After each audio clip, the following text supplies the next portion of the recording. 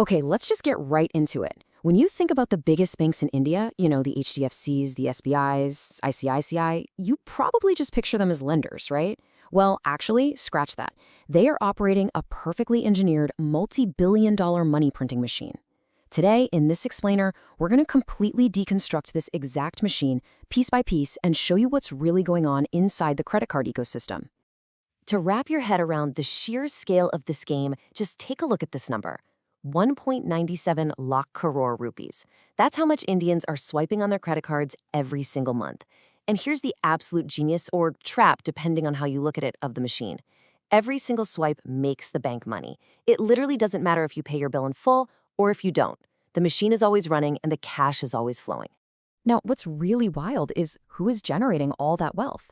That massive 1.97 lakh crore monthly volume, it comes from just 4% of the Indian population having an active credit card. Basically, 96% of the country hasn't even stepped up to the table yet. So it completely makes sense why banks are in this incredibly aggressive race to capture everyone else. Because to them, every new cardholder is a brand new 24/7 revenue engine locked into their network. All right, let's start tearing this machine apart. First up, Revenue Stream 1, the interest trap. This is probably the most obvious way banks make their money, but man, it is so deeply misunderstood by most people. It really highlights the absurdity of unsecured debt. Think about it. If you take out a home loan, you're paying what, around 8 to 9% interest? That's because the bank has your actual house as collateral. But on a credit card, because there's no house, no gold backing it up, just your promise to pay, banks can quietly charge you up to 48% interest per year. Yeah, 48%. That's not a typo. And they do it entirely in the background. So let's see what that 48% actually looks like in real life. Let's say your bill is a lakh, and the bank helpfully suggests, hey, just pay the minimum due of 500 rupees. Feels pretty responsible, right? Nope. If you borrow 1 lakh rupees and only pay that minimum due, it takes you over 8 years to clear the debt. 8 years! Ultimately, you end up paying 2.5 to 3 lakh rupees for something that originally cost 1 lakh. The bank silently triples their money over a decade, and they didn't have to lift a single finger. Moving right along to Revenue Stream 2, the silent swipe tax. This whole process goes down in under 2 seconds every time you tap your card. Picture this. You're buying a pair of shoes for 5,000 rupees. You get the shoes, you walk out thinking, cool, I spent 5,000. But the merchant, they only get about 4,850 rupees. So where did the rest go? Well, your bank, the store's bank, and the payment network all just silently took a little slice. You never even see this charge. Basically, the merchant is silently paying for the privilege of your transaction. And when you scale that invisible fee up to a national level, the numbers get pretty crazy. Remember that 1.97 lakh crore in monthly spending we talked about? Even if we use a super conservative 1.5% merchant fee, banks are pulling in nearly 3,000 crore rupees a month. That's almost 3,000 crore generated just from swipe fees alone, whether you actually pay your credit card bill or not. It is just pure, frictionless revenue. Next up is Revenue Stream 3, the silent fees. Because, you see, beyond the interest and those hidden swipe taxes, the whole ecosystem is running on a massive barrage of silent fees buried deep, deep in the fine print. First off, you're paying annual rent just to have the piece of plastic, which can be up to 12,500 rupees for the premium tiers. Then, miss your due date by literally 1 day? Boom! Instant late payment penalties.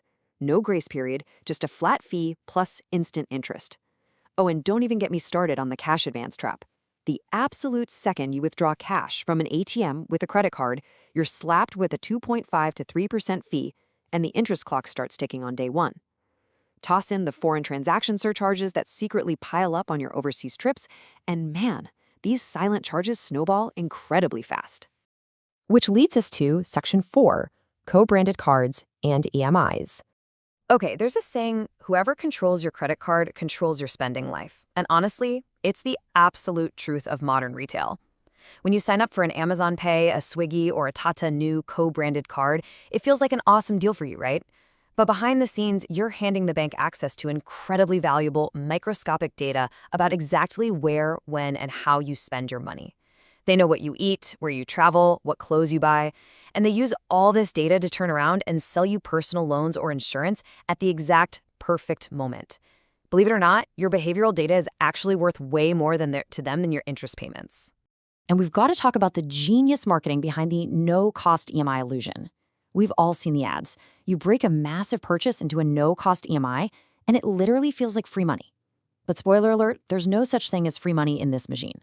What's actually happening is the merchant is simply giving a discount to the bank that's equal to the interest amount. The bank still gets its full interest. They're just pulling it out of a different pocket. You feel like it's free, but trust me, someone always pays. All right, moving on to Section 5, the illusion of rewards. It definitely feels like the bank is just handing you free money when you get cash back, doesn't it? But here's the reality check. For every 100 rupees you spend, the bank has already quietly skimmed about 1.50 to 2.50 rupees from the merchant. In exchange for that, they generously hand you back a tiny, microscopic fraction of a single rupee as a reward point. So really, the bank is just tossing you back some crumbs from the whole pie they already silently took during your swipe. Because look, the entire reward system is engineered for one specific goal: to make you spend more. More spending equals more merchant fees for the bank, and it drastically bumps up the chances that you'll eventually carry a balance and get hit with that 48% interest.